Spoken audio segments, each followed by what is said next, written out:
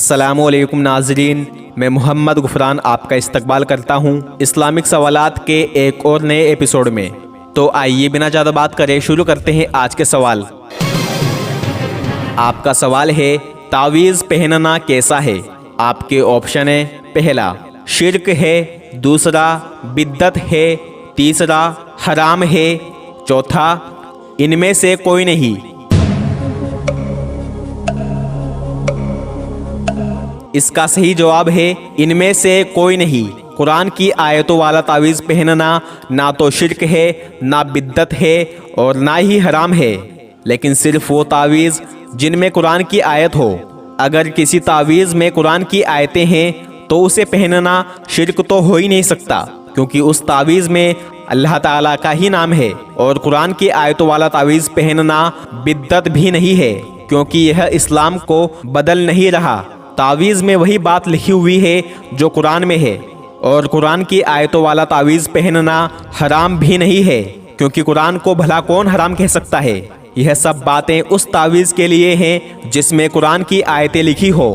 اگر کسی تعویذ میں قرآن کی آیتوں کی جگہ کچھ اور لکھا ہو، یا پھر اللہ کے علاوہ کسی اور سے مدد مانگنا لکھا ہو، جیسے یا جبرائیل مدد، یا میکائیل مدد، یا پھر شیطان مردود سے مدد مانگنا لکھا ہو، تو یہ سب تعویذ کو پہننا شرک بھی ہے اور بدعت بھی ہے اور حرام بھی ہے اور بہت بڑے گناہ کا سبب بھی ہے۔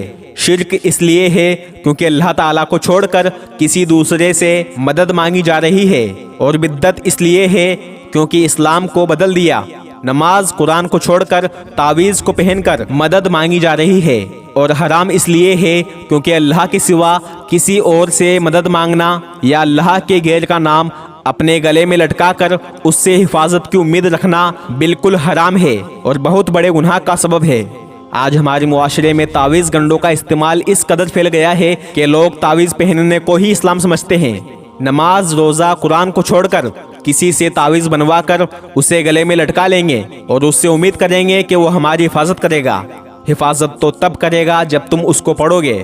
قرآن گھر میں رکھا ہوا ہے، لیکن اگر قرآن کو کھول کر پڑھیں گے نہیں تو وہی قرآن ہمارے لیے بد دعا کرے گا۔ قرآن کو پڑھ کر بھلا دینے والے پر اللہ تعالیٰ کا عذاب نازل ہوتا ہے، اور قرآن اس کے لیے بد دعا کرتا ہے۔ آج ہم نے قرآن کو طاق میں سجا کر رکھ دیا ہے۔ رمضان کے مہینے میں یا موت میت میں یا پھر کسی کو قسم دینے کے لیے ہی قرآن کو اٹھاتے ہیں، جبکہ قرآن کو اتارا ہی اس لیے گیا ہے تاکہ مسلمان قرآن کو پڑھ کر اس دنیا کی حقیقت کو سمجھے اور اپنا ایمان مضبوط کرے اور جہنم کی آگ سے بچ کر دنیا اور آخرت میں کامیابی حاصل کرے۔ لیکن آج ہم نے قرآن پر عمل کرنا تو دور، قرآن کو پڑھنا ہی لگ بھگ چھوڑ دیا ہے۔ یاد رکھیے میرے بھائیوں اور بہنوں، اگر قرآن کو پڑھو گے اور اس پر عمل کرو گے تو یہ قرآن دنیا میں بھی تمہاری حفاظت کرے گا اور قبر کے اندھیرے میں بھی عذاب قبر سے تمہاری حفاظت کرے گا۔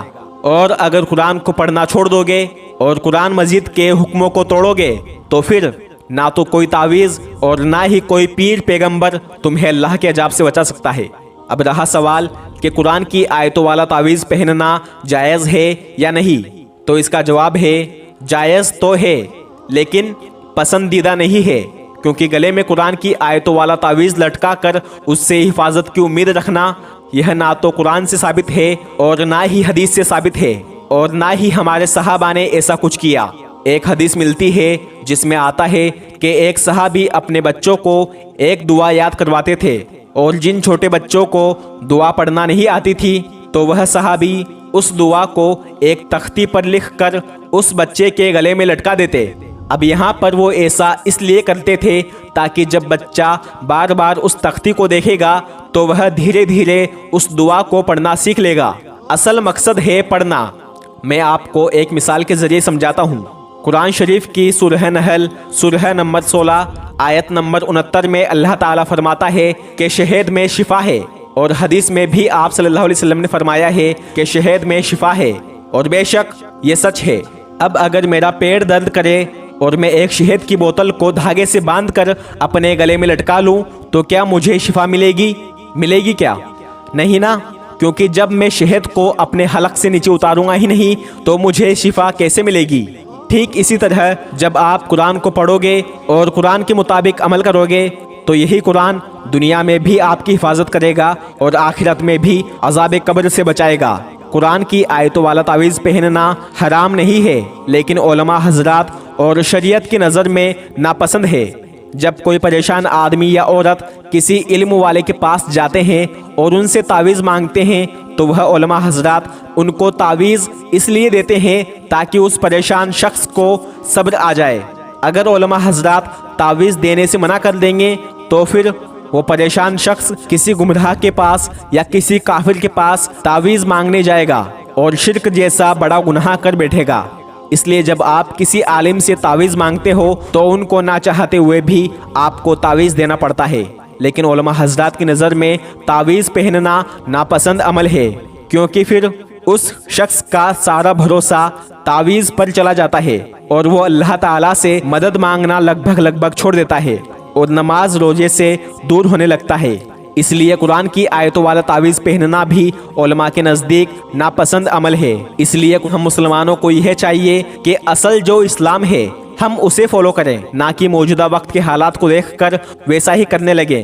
ہمیں چاہیے کہ ہم اپنا ہر کام قرآن اور حدیث کی روشنی میں کریں اور جو طریقہ نبی نے استعمال کیا، صحابہ نے استعمال کیا، اسی طریقے پر عمل کریں، تبھی ہم دنیا اور آخرت کی کامیابی کو حاصل کر سکتے ہیں۔ اس لیے ہم قرآن کو پڑھیں اور اس پر عمل کریں، نہ کہ تعویذ گنڈوں کا سہارا لیں۔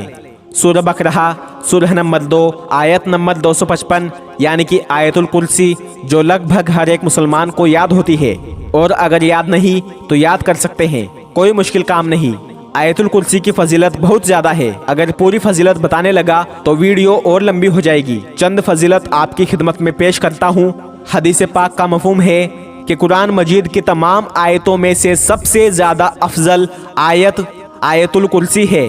حدیث پاک کا مفہوم ہے جب کوئی شخص آیت الکرسی کو سونے سے پہلے ایک بار پڑھ لیتا ہے تو اللہ تعالیٰ کی طرف سے ایک فرشتہ چوری، ڈاکہ، زہریلے جانور اور شیطان سے ساری رات اس کی حفاظت کرتا ہے۔